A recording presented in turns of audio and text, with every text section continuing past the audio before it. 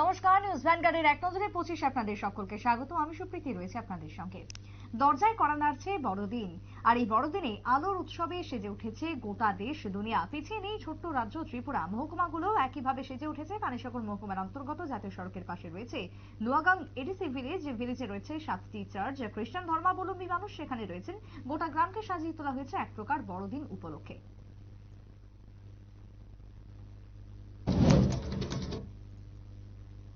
2025 IPL ক্রিকেটকে কেন্দ্র করে চলছে ক্রিকেটারদের মধ্যে ব্যাপক প্রস্তুতি শুরু হয়েছে প্রতিটি দলের। আঞ্চলিক আসরগুলিতে প্রত্যেক ক্রিকেটাররা নিজেদের ব্যাটিং এবং বোলিং পারফরমেন্সে মুঞ্চিয়ানা দেখাচ্ছে। তারই মধ্যে এবার নতুন 6-এর রেকর্ড গড়লেন উত্তরপ্রদেশের অধিনায়ক সমীর রাজীব।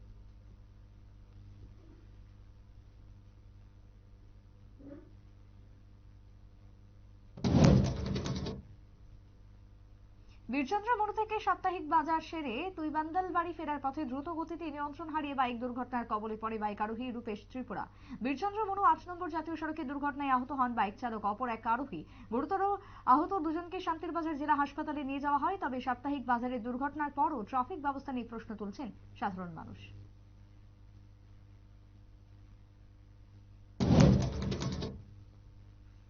উত্তর ত্রিপুরা জেলার জেলা সদর ধর্মনগরে ভারতীয় মজদুর সংঘের অভ্যন্তরে তৈরি হয়েছে দ্বন্দ্ব। উত্তর ত্রিপুরা অটোরিকশা মজদুর সংঘের সম্পাদক এবং বিএমএস এর প্রাক্তন সম্পাদকের মধ্যে কোনো এক বিষয় নিয়ে ঝামেলা বাঁধে, যার কারণে একসময় ওভিএমএস অফিসটি তারা বন্ধ করে দেয়। এ বিষয়ে ভারতীয় মজদুর সংঘ ক্ষোভ প্রকাশ করেছেন। শনিবার বিক্ষোভ মিছিল ধর্মনগর শহরে বিএমএস এর।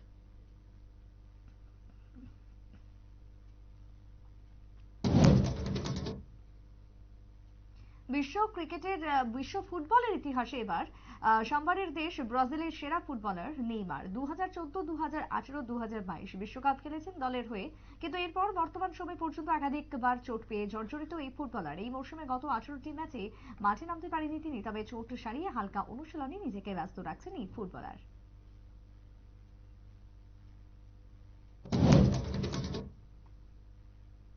মোহনপুর ইলেকট্রিক্যাল অফিসে ট্রানজিট ক্যাম্পের ভিত্তিপ্রস্তর এবং 33 কেভি সাবস্টেশনের শিলান্যাস করলেন বিদ্যুৎ মন্ত্রী রতনলাল নাথ। শনিবার ভূমি পুজোর এই অনুষ্ঠানে অন্যান্যদের মধ্যে উপস্থিত ছিলেন বিদ্যুৎ দপ্তরের আধিকারিক, মোহনপুর পুর পরিষদের চেয়ারপারসন সহ অন্যান্যরা। অনুষ্ঠানে বিদ্যুৎ মন্ত্রী বিদ্যুৎ দপ্তরের আধিকারিকদের আগামী 6 মাসের মধ্যে এই কাজ সম্পন্ন করার আহ্বান জানান।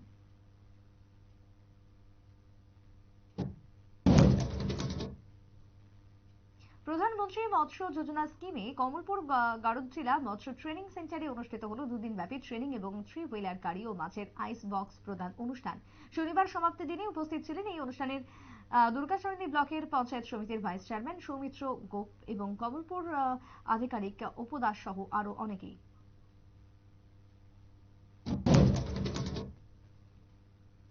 আর্থিক সংকটে ভুগছেন রেগা ওমেন ইন মেইন পদে নিযুক্ত কর্মীরা, যার কারণে সংসার প্রতিপালনে হিমশিম খাচ্ছেন তারা। এই অবস্থায় সময় মতো রেগার কাজ এবং পরিবারের জন্য পারিশ্রমিক না পাওয়াতে জেলা শাসকের নিকট দাবি জানালো দক্ষিণ জেলার কর্মীরা। দক্ষিণ জেলার 8টি ব্লকের গ্রাম পঞ্চায়েত ও ভিলেজ কাউন্সিলের রেগা নিযুক্ত মহিলারা শনিবার মজুরির দাবিতে দক্ষিণ জেলা শাসকের হাতে দাবি সনদ তুলে দেন।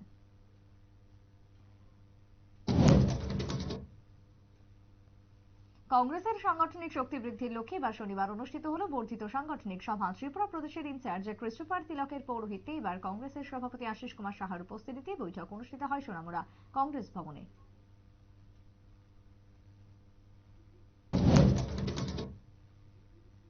বাংলাদেশি নাগরিকদের কলকাতা বিশ্ববিদ্যালয়ের অনুষ্ঠানে যোগ না দেওয়ার কথা বললেন ভারপ্রাপ্ত উপাচার্য বা উপাচার্যের এই সিদ্ধান্তকে গ্রেফতার করলেন কবির সুমন।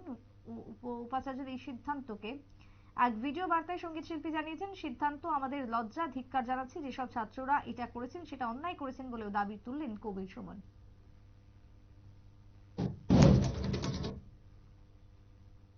কর্ণাটকের মন্ত্রী লক্ষ্মীর হেব্বালকের বিরুদ্ধে এবং মানবিকতার পরিচয় দিয়েছেন বিজেপি নেতা সিটি রবি। শুধু তাই নয়, মহিলা মন্ত্রীর বিরুদ্ধে প্রশ্নের মন্তব্য এবং অগ্নিভঙ্গি করার অপরাধে এফআইআর দায়ের করা হয়েছিল, যদিও অভিযোগ অস্বীকার করেছেন বিজেপি নেতা।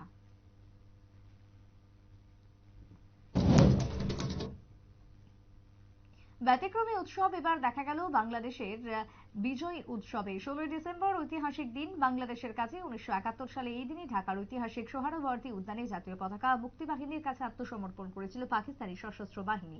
সেদিন থেকে গোটা বাংলাদেশে এই দিবসটি বিজয় দিবস হিসেবে পালিত হয়ে আসছে। কিন্তু এবার দেখা গেল ব্যতিক্রমী ঘটনা। এবার দেখা গেল 5 আগস্ট বাংলাদেশের সরকার পরিবর্তনের পর যে অস্থির পরিস্থিতি তৈরি হয়েছে তাতে নষ্ট হয়েছে বাংলাদেশের অস্তিত্ব, যার কারণে এবছর ইউনূস সরকার এই দিনটিকে বিজয় উৎসবের পরিবর্তে ডিসেম্বর উৎসব হিসেবে পালন করেছে।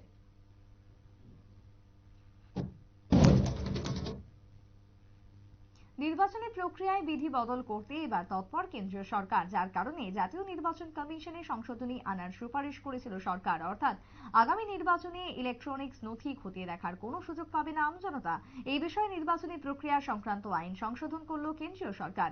আইন ও বিচার মন্ত্রক এই আইন সংশোধন সংক্রান্ত বিজ্ঞপ্তি প্রকাশ করেছে।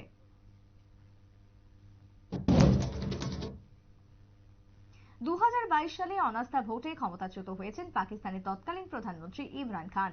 তিনি দাবি করেন তার ক্ষমতা ছোট হওয়ার পেছনে সেনাবাহিনীর হাত রয়েছে। এরপরই গত বছর মে মাসে ইমরান খানকে গ্রেপ্তার করা হয় ঘুষ নেওয়ার অপরাধে, যার কারণে 8 মে দেশব্যাপী বিক্ষোভ দেখিয়েছিলেন ইমরান খানের দল পাকিস্তান তেহরিক-ই-ইনসাফের।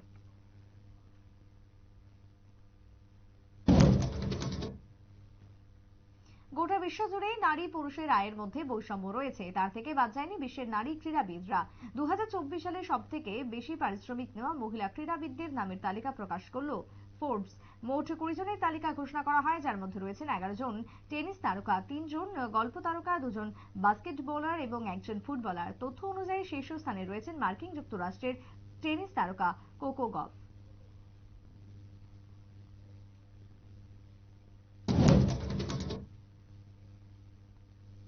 রবিবার সকালে ট্রফি জয়ের লক্ষ্যে নামবে ভারত এবং বাংলাদেশ। অনূর্ধ্ব 19 মেয়েদের এশিয়া কাপের ফাইনালে মুখোমুখি হবে এই দুই দেশ।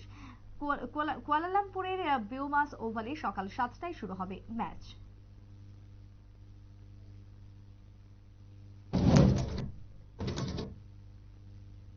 আফগানিস্তান সীমান্তের কাছে পাকিস্তানের সেনা ছাউনিতে হামলা চালালো জঙ্গিরা। খাইবার পাখতুনখাওয়া প্রদেশের মার্কিন এলাকায় ঘটে এই দুর্ঘটনা। ইন্টেলিজেন্স অফিসাররা জানিয়েছেন 30 জন জঙ্গি আচমকা এই সেনা ছাউনিতে হামলা চালায়। শুধু তাই নয়, জঙ্গিরা সেনা ছাউনির ওয়্যারলেস যোগাযোগ সিস্টেমকেও আগুন ধরিয়ে দেয়।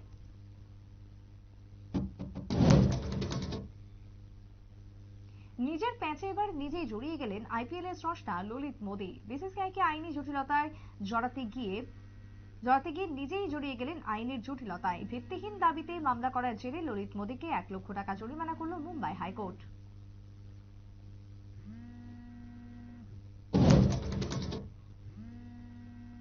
1981 সালের পর 2024 মাঝে অতিক্রান্ত 43 বছর, অর্থাৎ 43 বছর পর মধ্যপ্রাচ্যের কুয়েতে সফর করছেন ভারতের প্রধানমন্ত্রী। শনিবার দিল্লি থেকে কুয়েতের উদ্দেশ্যে রওনা দেন ভারতের প্রধানমন্ত্রী নরেন্দ্র মোদী।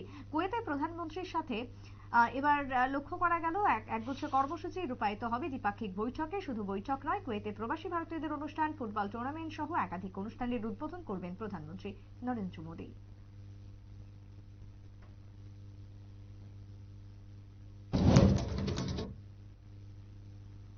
বাংলাদেশে অনুপ্রবেশকারীদের এবার শনাক্তকরণ শুরু হলো রাজধানী দিল্লিতে। দিল্লির প্রতিটি স্কুলে এই বিষয়ে রিপোর্ট তলব করার জন্য বলা হয়েছে। অভিযোগ রয়েছে সন্দেহজনক পড়ুয়াদের তথ্য সাপ্তাহিক ভিত্তিতে জমা দিতে হবে প্রশাসনকে। এরপর সমস্ত তথ্য বিচার করা হবে পড়ুয়াদের অভিভাবক সহ পরিবারদের নিয়ে। মূলত শেখ হাসিনা সরকারের পতনের পর থেকে ওপার বাংলায় সংখ্যালঘুদের উপর বেড়ে চলেছে নির্যাতন।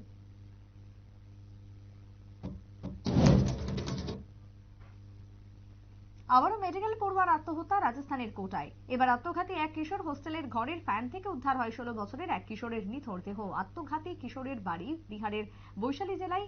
এপ্রিল মাস থেকে কোটায় বিজ্ঞাননগর থানা এলাকায় পরীক্ষার প্রস্তুতি নিচ্ছিল এই পড়ুয়া।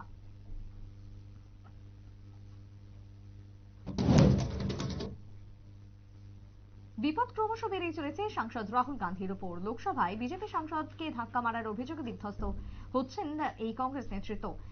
বিজেপির অভিযোগের ভিত্তিতে মামলার তদন্তভার ক্রাইম ব্রাঞ্চের হাতে তুলে দিয়েছে দিল্লি পুলিশ। দ্রুত তদন্তভার হাতে নিয়ে ঘটনার রহস্য ভেদে বিশেষ তদন্তকারী দল গঠন করল অপরাধ দমন শাখা।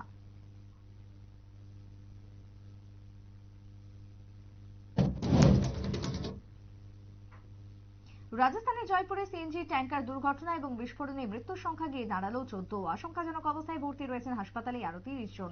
স্থানীয়দের দাবি, রাসায়নিক ভর্তি কয়েকটি ট্যাঙ্কার এবং তেলের ট্যাঙ্কারের বিস্ফোরণ হওয়ায় এলাকার বাতাসে তৈরি হয়েছে রাসায়নিক মিশ্রণ, যার কারণে অনেক এলাকাবাসীর চোখ জ্বালা, শ্বাসকষ্টের মতন উপসর্গ দেখা দিয়েছে। তবে কিভাবে ঘটলো এই দুর্ঘটনা, রাজ্য সরকারের কাছে তা বিস্তারিত রিপোর্ট করেছে সুপ্রিম কোর্ট।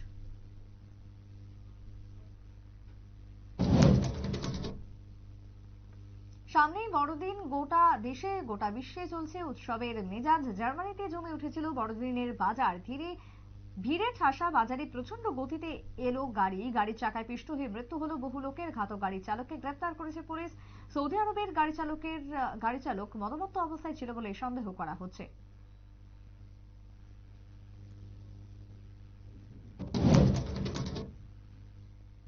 2001 সালের 11 সেপ্টেম্বর আমেরিকার ওয়ার্ল্ড ট্রেড সেন্টারের টুইন টাওয়ারের ধ্বংসের পুনরাবৃত্তি উস্কে দিল রাশিয়া। গতকাল রাশিয়ার 3টি বহুতল বাড়িতে পরপর সংঘটিত হলো ড্রোন হামলা। হামলার পর বিস্ফোরণের কালো ধোঁয়ায় ঢেকে যায় আকাশ, তবে হতাহতের কোনো খবর নেই এখনো পর্যন্ত।